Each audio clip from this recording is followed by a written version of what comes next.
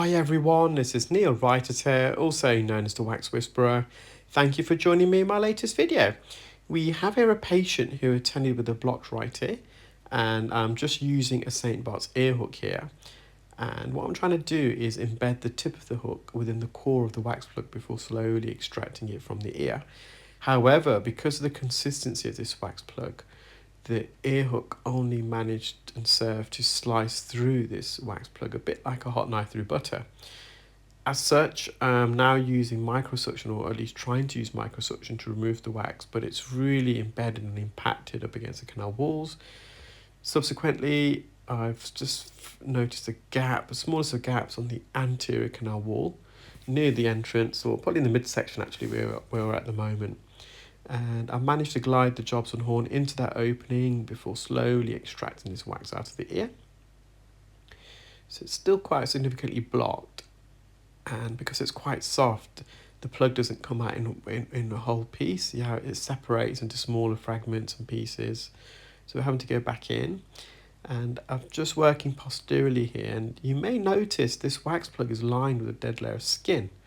So this dead layer of skin was formerly the skin that lined the ear canal, and it has since been replaced by another layer of skin underneath, and that skin is then forced off the canal wall, and it dies and it sheds, and it should naturally migrate out of the ear, but in this patient the skin is failing to naturally migrate, and instead it's enveloping itself around the wax plug. And again, you can see the skin, it's quite a long sheet of skin, and it's slightly yellow in appearance, and that means it's oxidized. So it's been there for, I wouldn't say quite a while, because the longer the wax or dead skin remains in the ear, the darker it gets, it oxidizes. So I'll say this is recently dyed and shedded, and it's beginning to gather in the ear canal. And I've just managed to peel it away from the canal wall using a Jobson horn. The reason why I've not used forceps there, because it's quite soft skin, it's probably just going to cut through it. So with the Jobson horn it worked quite well. And on the posterior canal wall there's a bit of skin there. It's just a flake dead skin from larger sheets of dead skin that I just removed.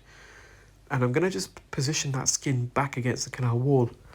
It's a technique I learned from watching an ENT doctor online, and sometimes what they do with dead skin like that, when it's not ready to be peeled away and extracted from the ear, it's undergoing its shedding process. It's just by positioning it back on the canal wall itself, and that sometimes can help the skin to naturally, and you can encourage the skin to naturally migrate out of the ear.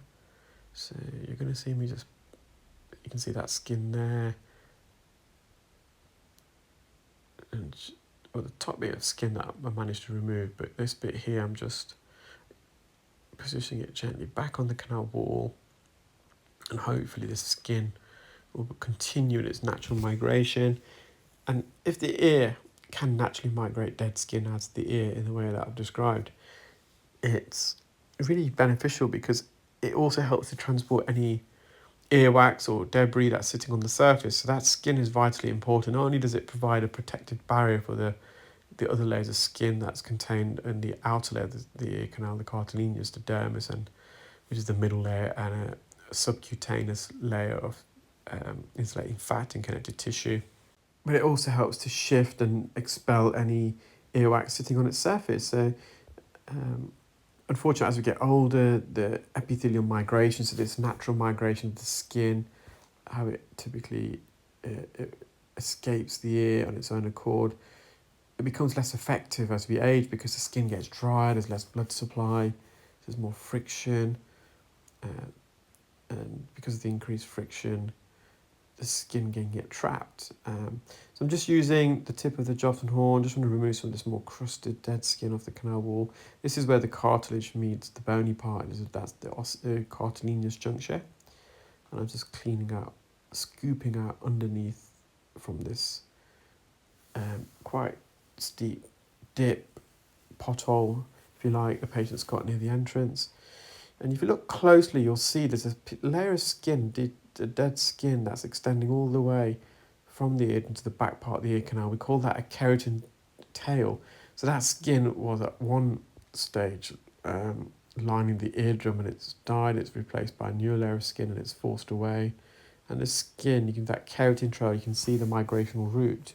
That's the route the dead skin takes from that particular part of the eardrum out of the ear. Just going to examine the eardrum, looks nice and healthy. And I hope you enjoyed that short video, guys. Do stay tuned, I've got loads more videos to upload in due course. Take care, and yeah, speak soon. Bye.